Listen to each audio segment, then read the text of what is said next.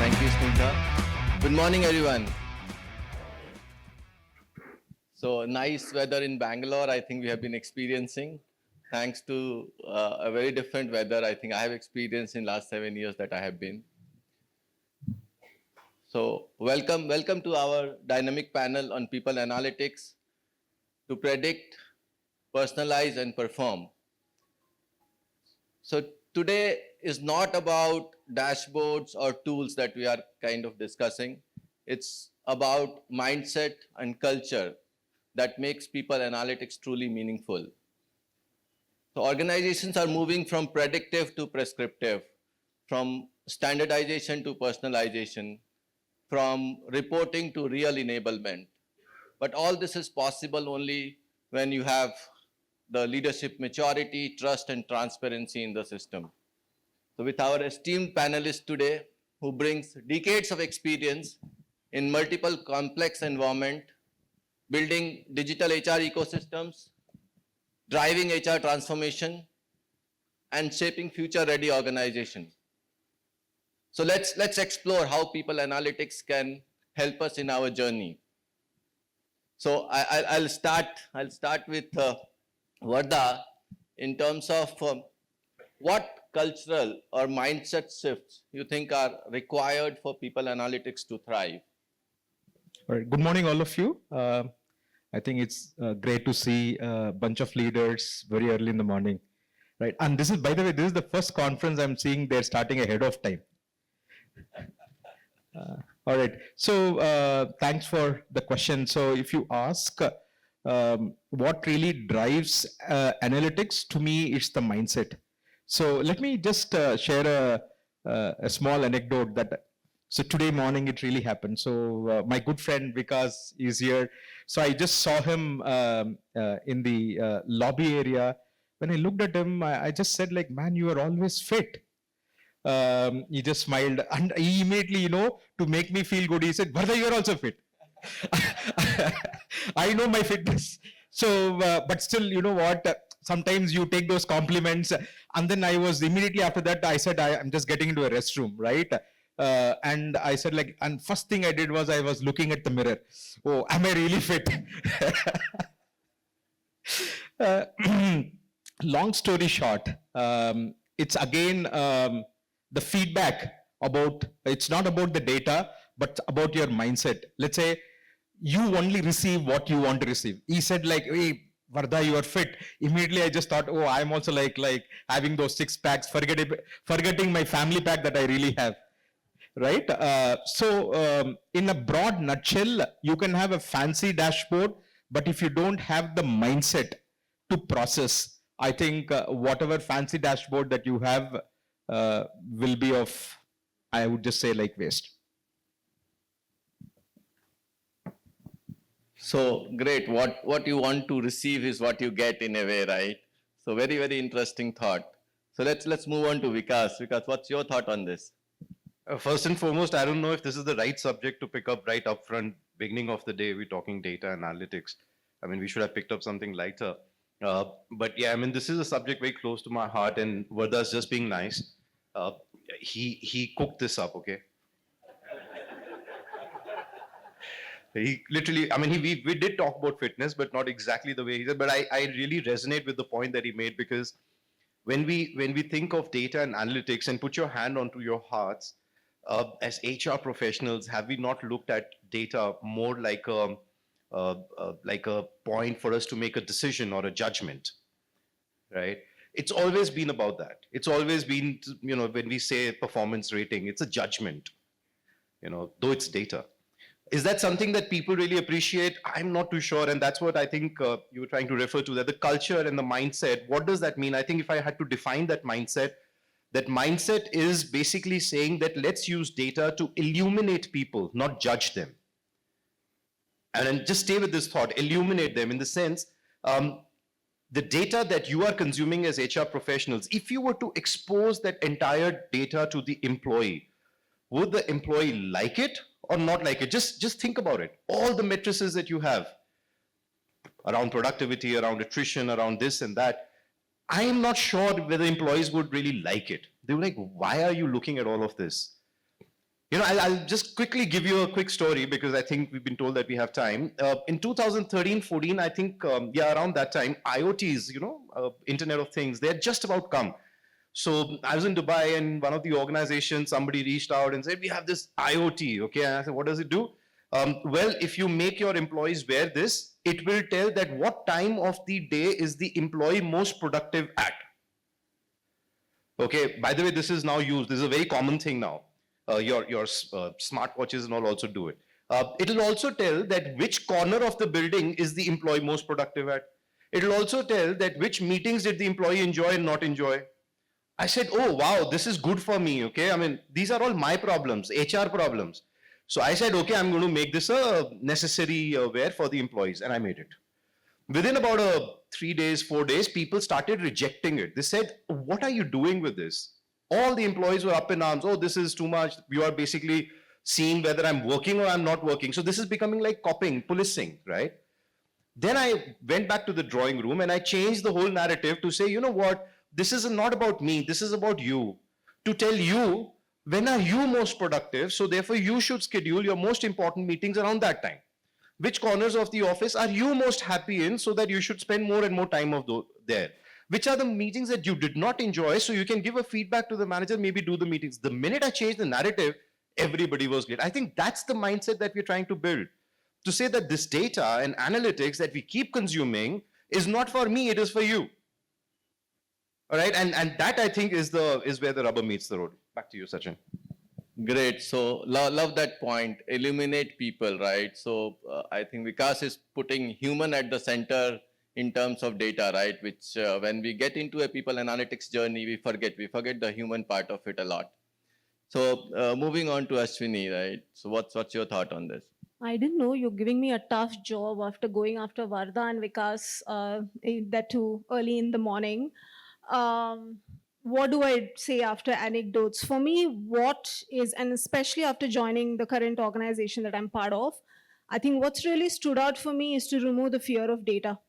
And that's where the culture stands. Like what Vikas just said, if you are, everything is data today, performance management, talent intelligence, but how are we narrating it to every level of the employee to say data is just one aspect of it, but there's a lot more that we look at. So from a culture point of view, right from the top, if you are removing that, "Oh, I'm going to look at this and come back to you," how are you telling people how you're using data makes a huge difference. So that's what I would say is the culture that we should bring in. Great. So telling people in terms of how are you using data is something that I think is important, and love that balance in terms of how the panelists are kind of approaching the topic from a culture and mindset perspective. So Vardha, you spoke about the mindset, right? So let's go a little deeper into this.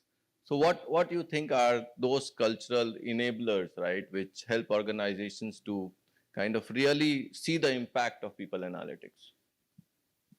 All right. So, in my 3 decades of experience, what I really noticed, this is my personal experience. Analytics function, they don't fail because they have wrong models. It fails because it doesn't have a appetite or a culture that can adapt. Okay, this is the basic premise. So, your question is what could be the culture levers, right? There are many, but I would probably share like 2 or 3 which comes to my mind now.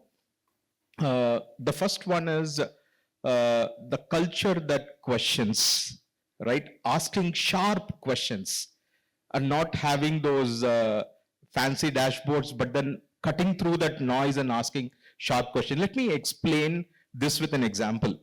So coming from Flipkart, I think I will not do justice if I don't give any examples of Flipkart, right? So let me ask you a question. Do you know what is COD? Cash on delivery, right? Why do you think cash on delivery came into picture? It came somewhere around 2010, right? Why did it evolve? Any thoughts? Trust, fantastic. Can you just double click that? Why trust? Yeah, somebody said like you can pay after getting the goods. Okay, let me kind of construct this particular point. I think bang on its trust. The data analytics fancy dashboard said, oh, we are not able to sell in the online. People are not completing their online transaction. But the fact is, why people are not completing their online transaction is, right, they had a big trust issue because all they are seeing in the phone, the kind of product what they have to really see, and they really don't know whether the product would be delivered with right quality and the price that they have seen in the mobile phone. I'm talking about early 2000, right? So therefore, the question that has been asked by the folks in the senior management is like, should we change the assumption? Can we really change the online payment and then give this construct of you get the product, feel it, and if you think there's a right product, right price, then you really pay, right? So that's where COD came into picture. So therefore, when you have a culture that challenges assumptions and goes beyond data and asking those sharp questions would always be very, very pivotal. And that is where I would just say the first aspect of culture nuances is a culture which asks the sharp questions and challenges the assumption. That's the first one. The second aspect to me is it's all about communication and consistency with psychological safety, right? In an organization, okay, let me go a little out from the org, and then how many of you are sport cricket lovers here? Show of hands, most of you. Right. Let me give you this cricketing analogy. Don't quote me outside. Right. I'm sure you would have seen how the selectors going around in selecting players, right? Conveniently, at some point in time, they say like, oh, people have to pay the Ranji Trophy basis that I am going to really select the batters or the bowlers. And suddenly the same narrative flips for a different individual. Oh, this player played a fantastic IPL, right? And I would fit. So therefore, what it really becomes is you build a narrative based on the data set that you really want. So that what really kind of I see there is absolutely inconsistent, right? My suggestion would be like be consistent in whatever you really do. So that will give a good experience to people. And also the second aspect is having those psychological safety where people can ask those questions, hey, that you really did wrong there, right? So the second lever to me is consistency and communication, right? And the third, then I would probably pause is I would just say a culture that has a right intent and coming with the ownership mindset, right? When I say right intent, so I just shared the morning example, right? The intent. So lot of us like we want to listen what we want to listen. Sometimes we have the selective amnesia, right? So that's how we are all wired with. So is there a right intent? Does the data drives your decision or your assumptions drive the decision, right? Because now I'll also give a little bit of HR example, right? TA. What is the most difficult aspect of TA today? Challenge. Huh? Sorry? Okay, even before that, the biggest issue that we really face today. Yeah, it's too much of dropouts. Have you heard it? Right? Sometimes I feel like, are we in the bidding market? Right? So we go there. Okay. So in that you have controllable and uncontrollable. The what is beyond your control is in the market. If somebody bids high, then you don't have. But what is within your control, sphere of control, is your candidate experience. All of you agree? What drives the candidate experience?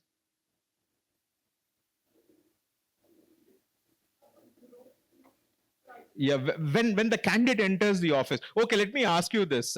How many times your TA team comes back and say, oh, I am fed up with these interviewers. They're always asking me to reschedule. They don't show up on time. They're asking us to cancel interviews. Very familiar? Music to your ears? Right. Does it give a good candidate experience? Answer is not, right? So what we really did is our data on the, we have fantastic surveys in one of the company, fantastic survey, and it said, oh, you know what, your dropout percentage is like 34%. Oh, TA have to really be very sharp. But there is something underneath which is buried. So we went and then did the survey into like interviewers, TA, and the process. Then we figured out of this 34 percentage of your dropouts, significantly 50% plus because of this experience, right? So once the data provides an insight, and if you have an ability and intent to take an action, so what we did collectively is, going forward, there will be a zero waiting time. That's a decision taken. If consistently, if the interviewer faults this 3 times, they're out of the panel, right? So when you have the right intent, when you have data that really drives the insight, then again, suddenly like your data analytics team feels like it's not no longer a reporting function, it is an enabler of decisions, right?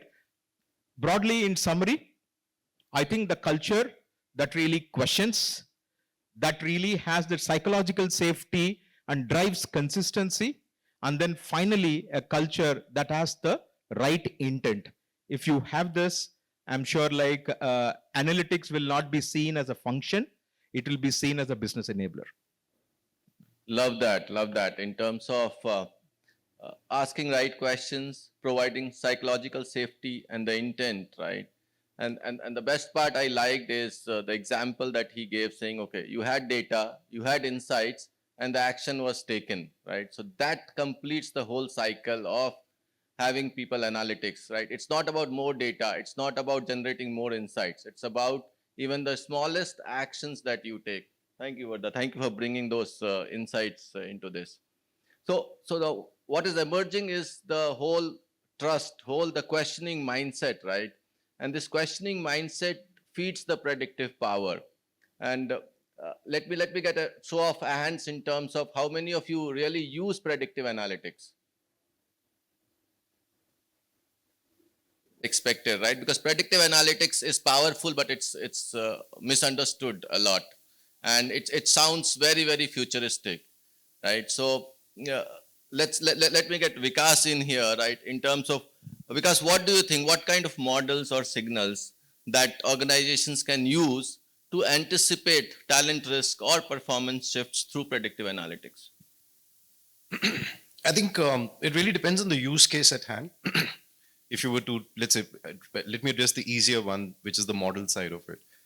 Now, you could apply a simple logistics regression to identify patterns. You can get into random forest to do deeper analysis. All of that is out there, but it depends on the use case at hand. Our predictive analytics capability, I would say, despite I did see a lot of hands go up, I'm still not very sure, because what we are doing is basically forecasting, and that should not be equated to predictive analytics, because predictive analytics needs a multivariate set of data. It doesn't, so for example, if I was predicting attrition, I can predict it on your Excel sheet right now, but that's not prediction. That's forecasting, saying that, by so and so time, this is where I'll be. But if you were to predict, let's say, building an EVP, and you were getting into a geography of NORAM or EU, and you want to say that my EVP in India is not probably going to go there, so what should be the right EVP to apply there? Now, this is something that you use a lot of predictive analytics to identify which are the levers for your EVP in that geography. Similarly, quality of hire, to say that, if I was hiring somebody, what is the probability of this person to get a top performer rating in 1 year, in 2 years, in 3 years, and so on and so forth. So these use cases really matter. But if I had to say that, what are these high level signals that you should be looking at? I always say that, look at data, but don't look at data in isolation, right? Look at patterns, don't look at events. Now, what does that mean? A pattern is basically a consistent behavior of a situation at hand. So that pattern has to be looked at, not the data in isolation. And this, I don't know if I'm going too deep, but most of our models are designed around an event. They are not designed around patterns. Second is the human component, and I think Vardha has spoken beautifully about, the cultural side of it. Data will only tell you where to look, but what to do with it is something that the human judgment comes in. So therefore, is the model biased only towards the factor, or is there a human element coming in to say that, you know, there is a control on the regression model? So therefore these two intelligence, which is of the data, the numbers, and the human element, has to come together to be able to do a prediction. Now prediction is still easy. I think a lot of data sets exist there. I'll go deeper, Sachin, to say that there is a next wave, which is to say prescriptions. So if this is the prediction, then what is your action to be taken? And I can challenge anybody in this room who's worked on this, that most of these prescriptions are not coming from just, you know, looking at data. They're coming from human judgments. So if it actually records behaviors to say, if this was the pattern and Vardha as a manager took this action, Vikas as a manager took this action, now what was the result? Maybe Vardha's action was better. Now that goes and sits in a certain kind of a log. The next time the same pattern emerges, the action that Vardha took is the prescription. Right? I mean, I'm just simplifying it, but there is a lot of patterns that we have to look at. If you look at 9 boxes, right? I have a favorite subject on planet Earth, especially in the HR world. I think we've kind of lost the plot somewhere back, you know, because a lot of our 9 boxes are still very traditional, where we look at potential. The performance is easy because you have some performance rating, etc. But everybody has a different view on potential. It's usually basis managers' feedback. Manager is the god here. There's a lot of bias. You know, I think, I feel. You will hear this in your talent reviews. I feel and I think. How do you, you know, quantify potential really? For that, how do you define potential? I mean, are you using skill scores, or are you using multiple factors to define a potential? Is it for your current role? Is it for your aspired role? I mean, these questions are just left unanswered. All right. And that's where I say that, you know, you have to understand data not as an individual set. You have to understand data in multiple sets. If you're looking at attrition, attrition in itself means nothing. But attrition, when correlated with tenure, years of service, job levels, this, that, and all of this comes together, then it probably means something and gives you the right action to take. Sorry if I've confused you all with all of this, but I just think that it's important for us to, you know, understand that there is a science behind this subject. But that science only works well when the human comes and, you know, guides it appropriately. Otherwise, these are nice beacons which you do nothing about. You just see alarms going up, but you don't know what to do with it. Great. So what I think Vikas has beautifully touched upon is not the event but patterns, right? And don't look at it isolation, and from predictive to prescriptive, right? So it's a human judgment that, again, he's talking about, saying, okay, the predictive analytics means nothing if you're not able to apply your human judgment. It can only inform decision, right? But the judgment has to be taken by the people, right? It's your human judgment on the top of the analytics layer that will help to take the right decision, or help the organization in that way. So we spoke about some part of predictive analytics, and as Vikas said, right, we need listening signals, right? And listening today has become very, very sophisticated. It's not only the service. So Ashwini, can you talk about a little bit of what advanced methods of listening today organization can use to get a holistic picture of the workforce? Sure, I think both of them have touched on a lot of it. You know, more than listening first, I feel we have to eliminate the noise. There's too much noise in the organization that you hear. There's a lot of things that come to you. So what are some of the ways that listening could be a little more, how would I say, streamlined?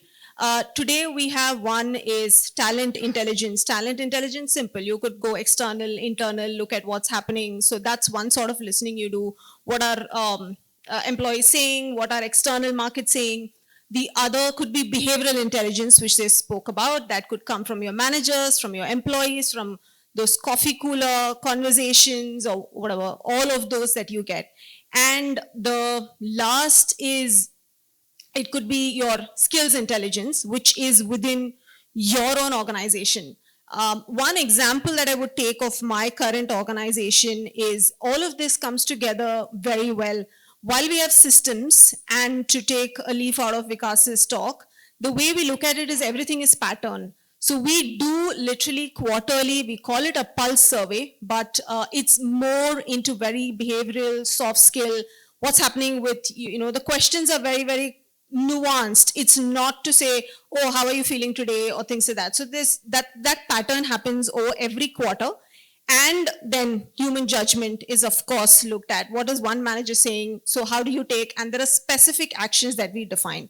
The second is to say that we have, we have something coming from talent acquisition. We have something coming from, we have a career hub which stores skills. Every time you add a skill, it gets added, and then it throws up to both the HR and the employees to say, hey, what are some skills that the future organization might need? So there's a lot of people moving from one. So there's a lot of AI and analytics that's throwing information to us, but how do we use it? So listening comes from different aspects, and then we filter it out to say how we use it. But at the end, it's us, it's the managers, it's who we make decisions, and not just the systems.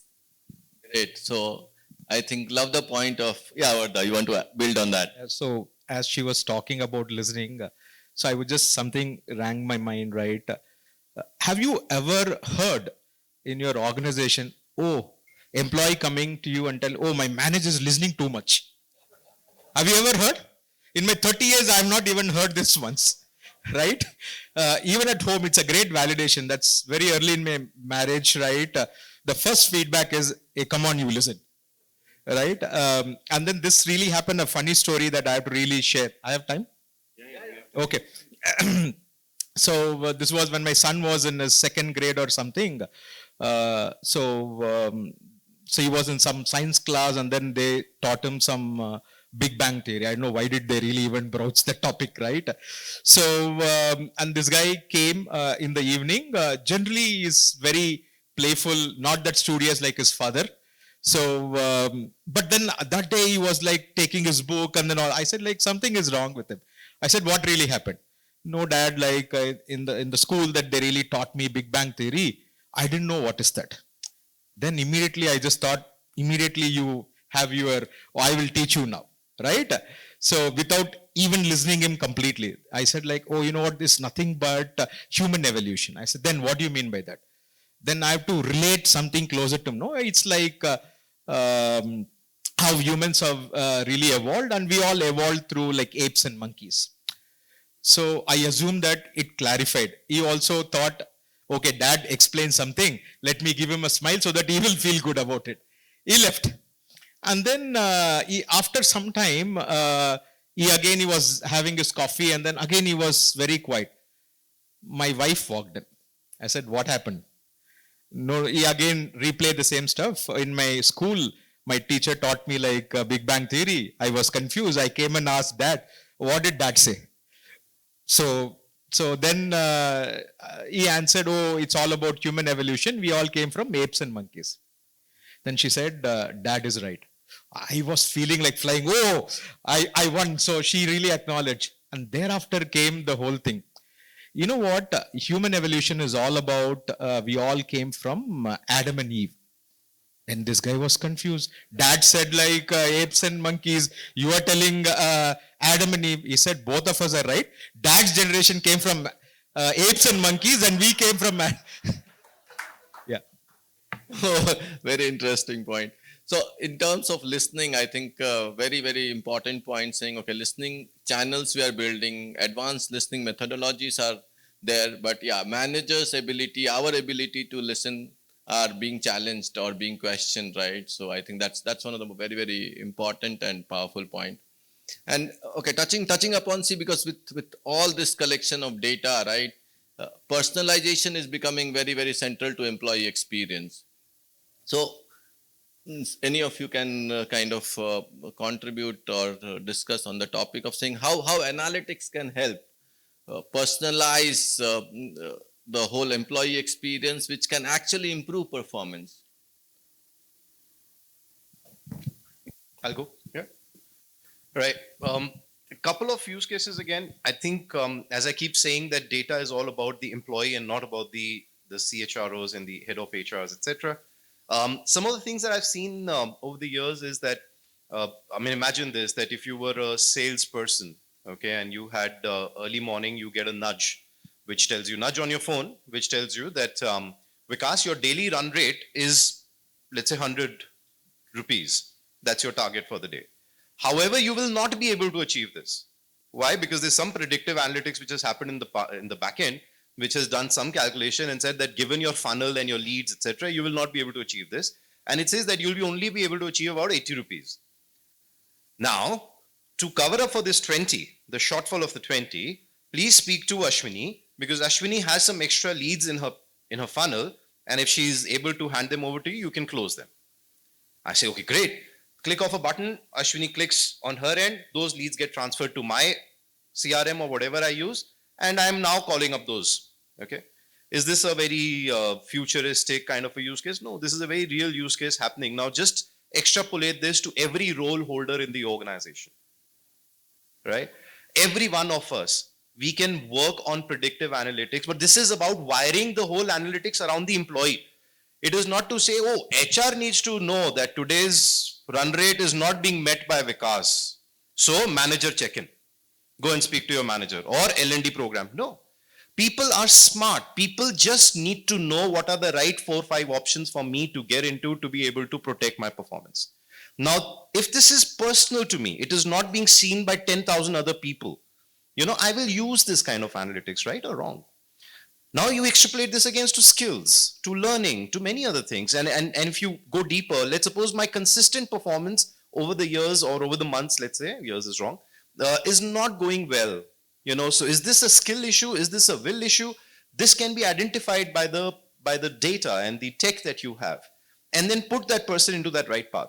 See, all I'm saying is that there are many such use cases, but the problem that we all have, and I have been a victim of that, is that we always look at data as a manager. We always look at data as an organization. We always look at predictive and prescriptive modeling more like, an organization objective. The minute we break that barrier and start thinking of the employee that I'm a manager, but I'm also an employee. What do I need to use the data for? The organization data. And on that note, let me also bring in the whole listening versus asking concept. I mean, you all spoke about asking versus listening, and I'm not critiquing any of the efforts that you all do, but we do say that we need to move away from asking and get into listening. Now just stay with this word, the definition of asking and listening, and then we claim that we have moved to a listening effort, and then we say we are doing surveys. Isn't survey asking? Then how did we move away from asking? We are still asking. Listening is not just about what do you do with what you have asked. I agree that is an important part of it. But there is more towards listening. Listening is about all of the data again that sits in your ecosystem that you ignore. Which is, let's say, an email conversation between 2 people. There are microaggressions that are happening in your organization, and today you have tools which can immediately identify that. You know what is microaggressions on emails? Yeah. So there are people who are not responding to a certain level because they are junior. They don't think it's important. There are people who are taking too much time. There are people who are not starting the email with the appropriate salutation. There are many such challenges, and it's not coming because I don't know. It is coming from a place of subconscious effort of, this is how I am. I'm senior to you. But the whole tone of that email changes when the mail is written up the hierarchy.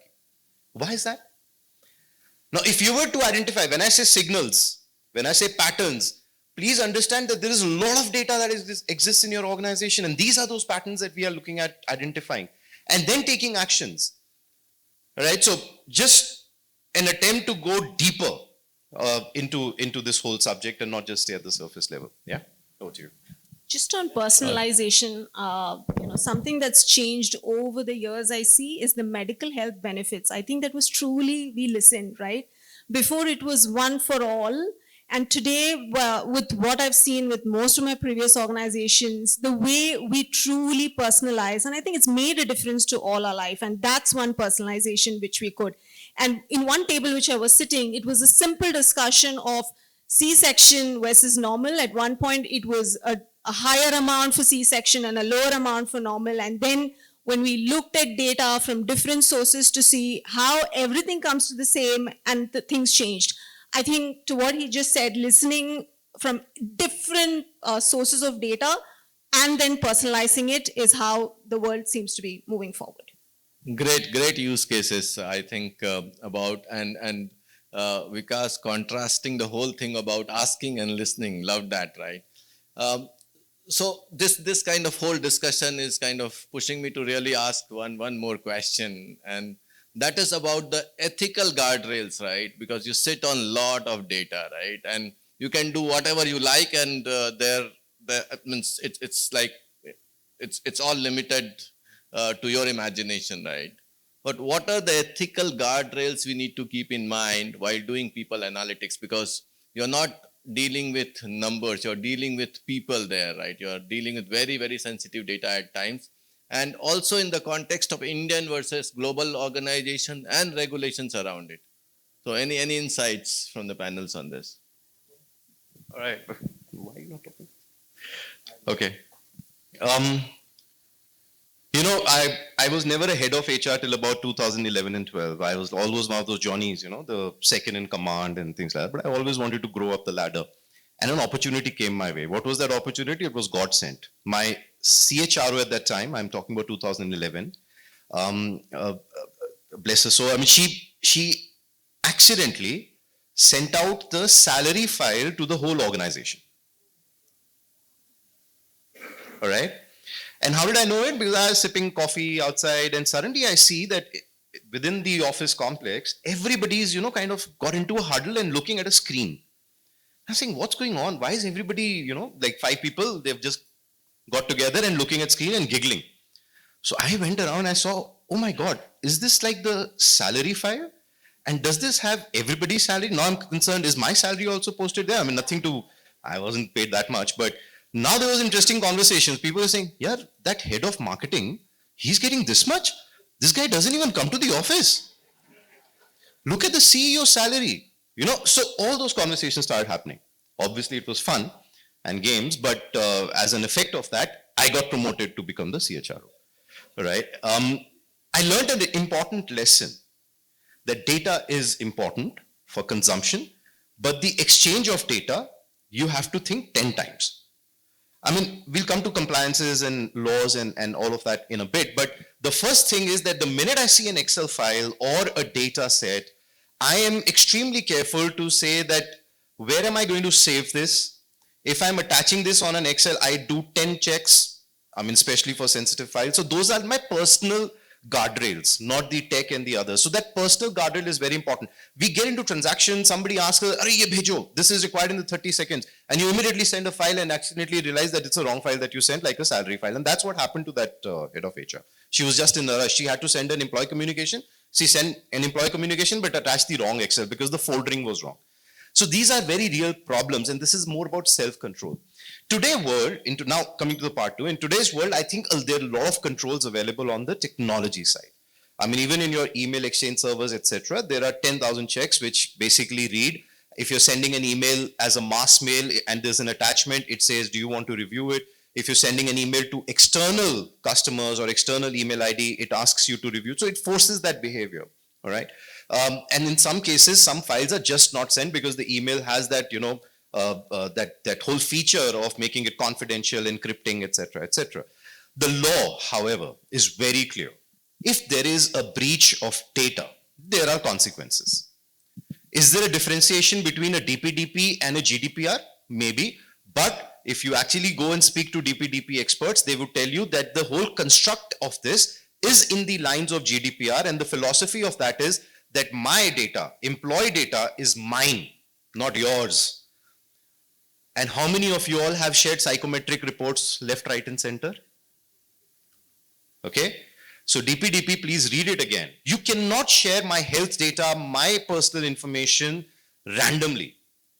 Does it say that you cannot share at all? No, you can, but there has to be a purpose behind it. Right? I mean, it's very simple. For example, if you're in Dubai and a cop caught you on the streets and wants to see your license, okay, you will show the license. What will they do? They want to get the information whether you have criminal records.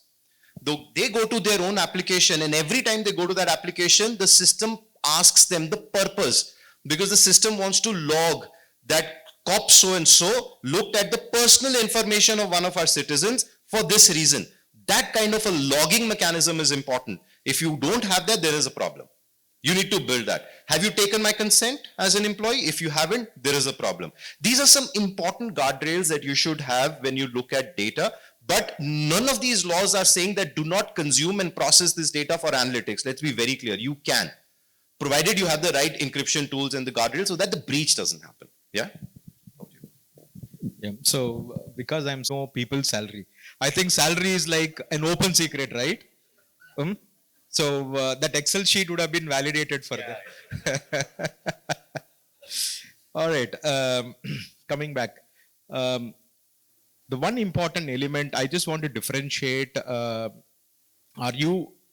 is your organization culture working through a mindset of compliance or mindset of moral? There is a difference between these two, right? I will give a simple example. So you spoke about psychometry and all of it. In all the development conversations, right, as part of your performance. So in one of the organization we have mid-year is only focused on development conversations, building your IDPs, right? And we very clearly say whatever feedback that really comes from your coaching or from psychometry, it stays for the development. But if choice of the manager, right, intent, the moral, if the person uses that against an individual, then that's where the violation happens. There is nothing like a compliance here. It's about the mindset. So again, I would probably pivot on the intent and the moral aspect of it. And therefore, an organization which has a very clear governance, and I'm a very, very strong believer of, do you have one-line definition of a culture? One-line definition? Simple one-line definition?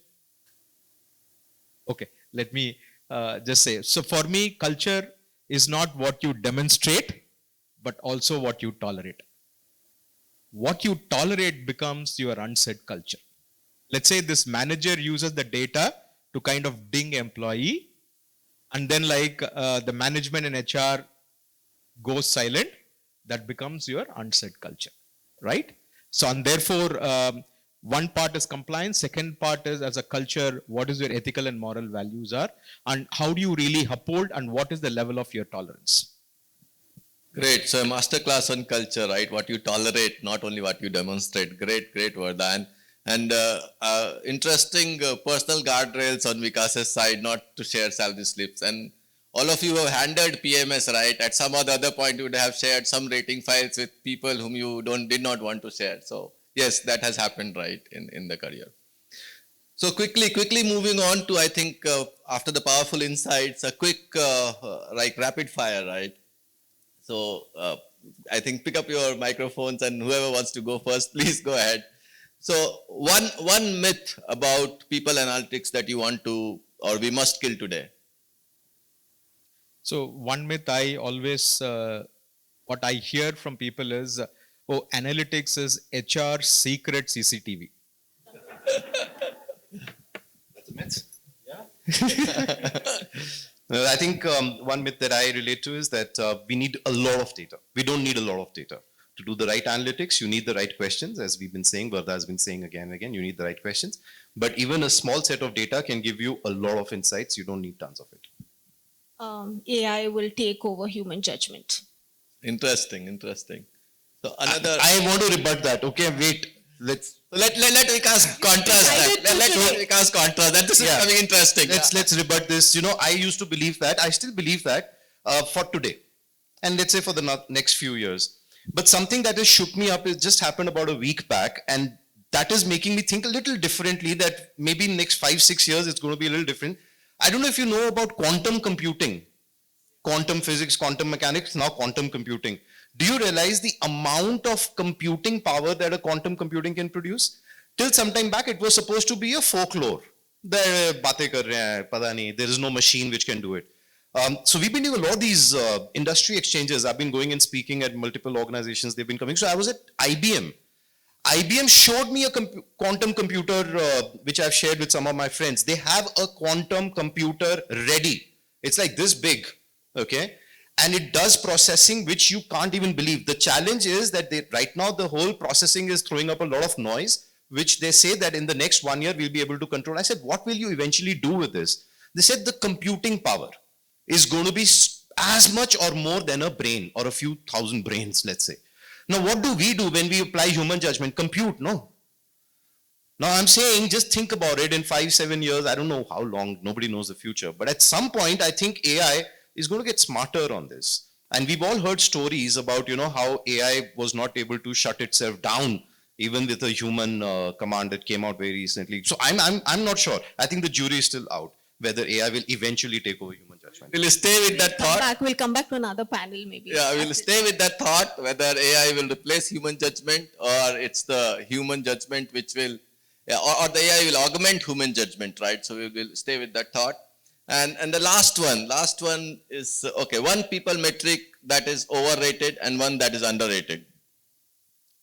Overrated, I would just say number of hours put in the office. Right? It doesn't matter the output. Oh, this guy morning he comes at 7 o'clock and goes in the night. So that's one overrated. And underrated. Okay, underrated to me is we don't really measure the speed of decision making. Right? In the name of hierarchy, we kill the decisions. Right? And it has never been measured. I think overrated, of course, is attrition in my mind, because I think that's just the most useless metric ever.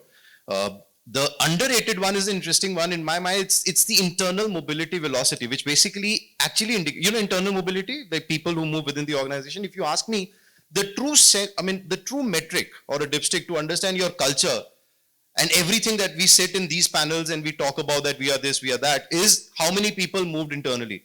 Because when it comes to promoting them internally, then you are not very confident about that person. But we come and say that, we've got a great talent. So I think that is an underrated metric. I would agree. Overrated is attrition. Everything is attrition.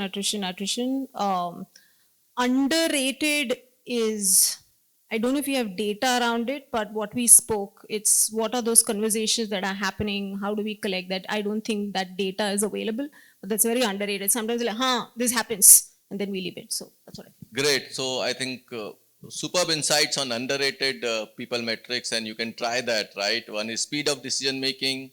Another is internal mobility, which I think is still easier to measure.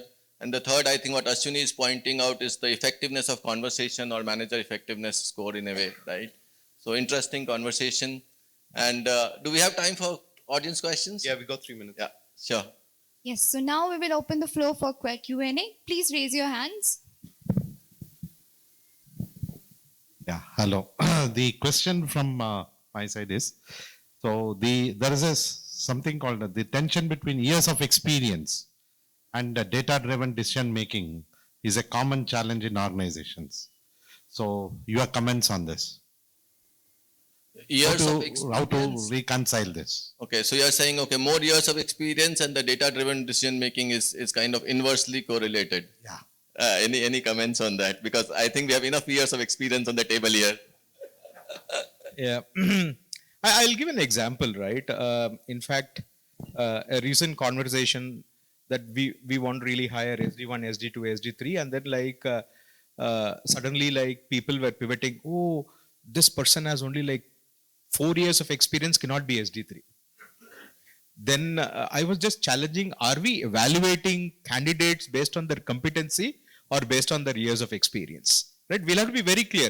Years of experience is indicative. I can still have 30 years, but 30 years can be just 10 years into 3, right? So what is important end of the day, if you know this is what you want and what is the competency that really drives, if you evaluate, years of experience is one of your parameter and not all of it. Great. Next we have.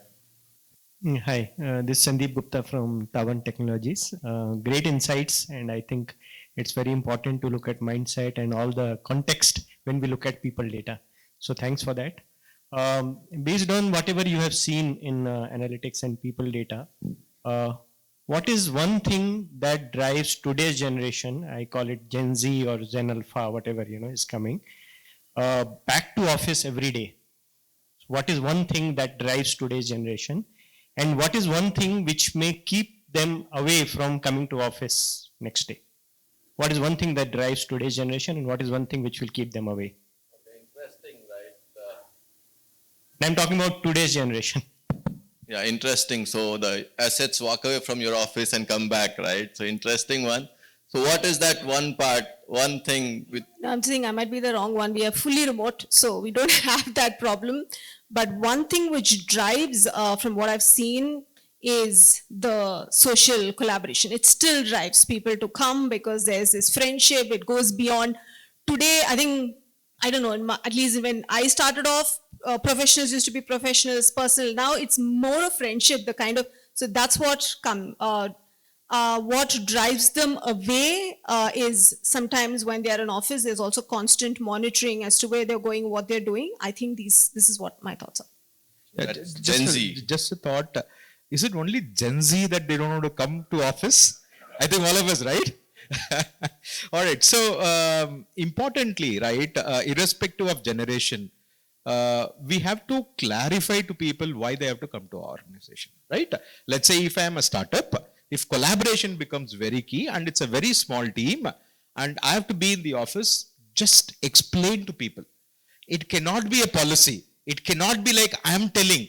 What really people hate across generation is I've been told rather than I've been consulted and my points have been deliberated. If you have heard their point of view, if you have clarified, I think you will never go through this problem. Yeah, so I agree. It's not about Gen Z. It's about everybody, right? What is in it for me? If the answer is clear, I think people will turn to or come to office. Great. So any more questions we have? Yes, the gentleman here. Snigdha here on the first table. Yeah. I'm Sudhakar from Fanuc. It's been quite interesting.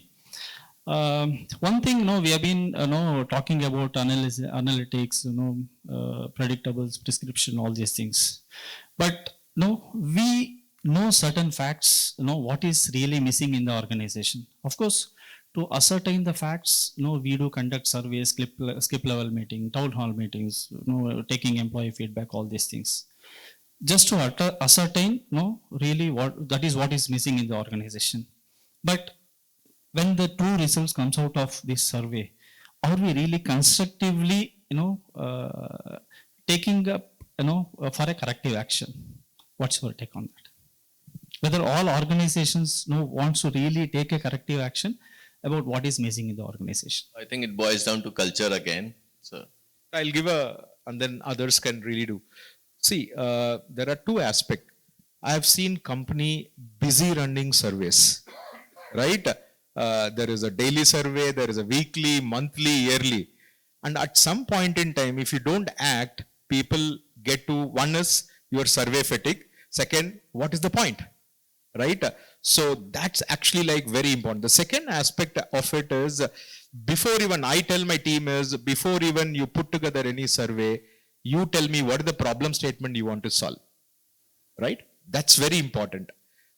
The problem statement that you solve, and then you design a survey, and then what is important is act onto it and communicate.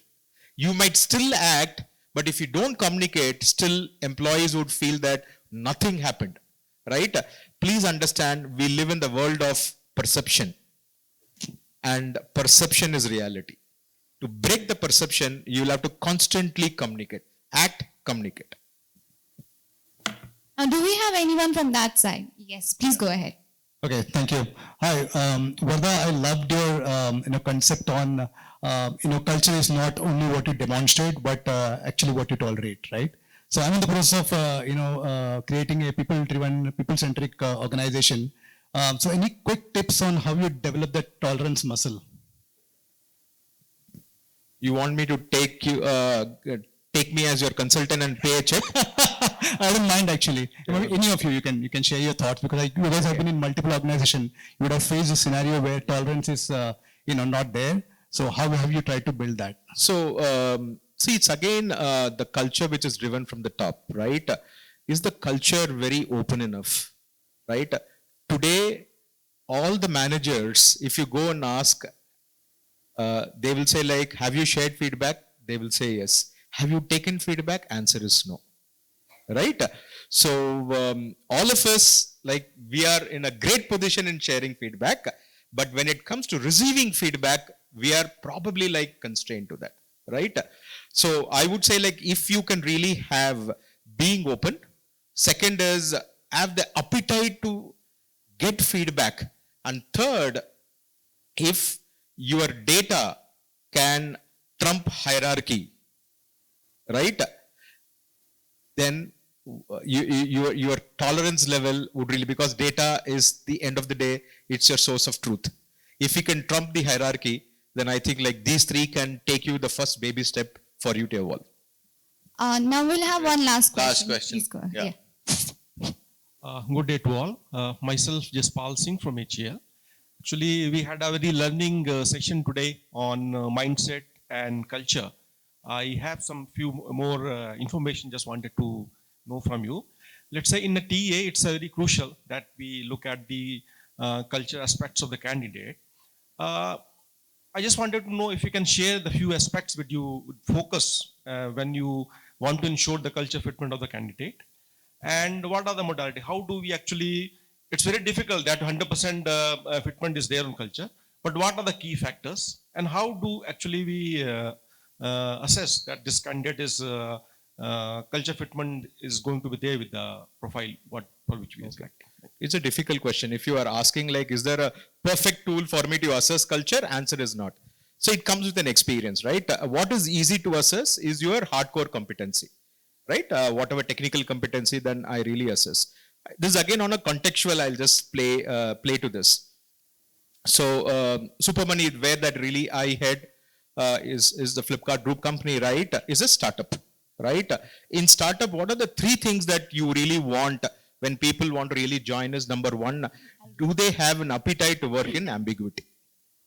It's a big difference between working in a large company versus startup, because nothing is cast in stone. Strategies can really change even in like a bi-weekly basis and then in monthly basis. People should understand that's how a startup works and it really evolves. They cannot really make noise. That's number one. Number two, in startup, what we always really want is hunger. Hunger to do really more. So am I a very status quo person, or do I really have this hunger to kind of do? And the third, very important, I would just say, is your ability to kind of, I would just say like, one, collaborate and thrive in uncertainties, right? So these are the three that for us, of course, integrity is non-negotiable. So these are the three that we assess during our rounds. If you ask me, it's always like hit and miss, but we try, we make an attempt. Just to add to, sorry, Ashwini. Sorry, just one. It's also about who's doing your cultural assessment. If it's the same person who is doing, then it becomes a mirror of that person's culture and not the organization culture. So there's also culture fit and culture add. So one best practice which I've seen is also having culture ambassadors who are neutral from the hiring team, who look at all of the values or whatever, like for each company, and really look at what the person is bringing rather than one person. Just to add, I think important is knowing your culture, right? So first, if you are clear about, okay, what exactly means, right? But that itself is a very, very gray area. And then there are tools to assess whether, okay, where does the person kind of, whether on the openness or on the risk-taking ability or on the other cultural parameters, where does the person score? And then you decide what are your thresholds. So then accordingly you can take it ahead. Great. So I think interesting session. And thanks to Ashwini, Vikas, Varda for bringing the depth and the contrast plus the very, very interesting insights on this topic. And thanks to all of you for patience and energy that you brought during the discussion. Thank you very much.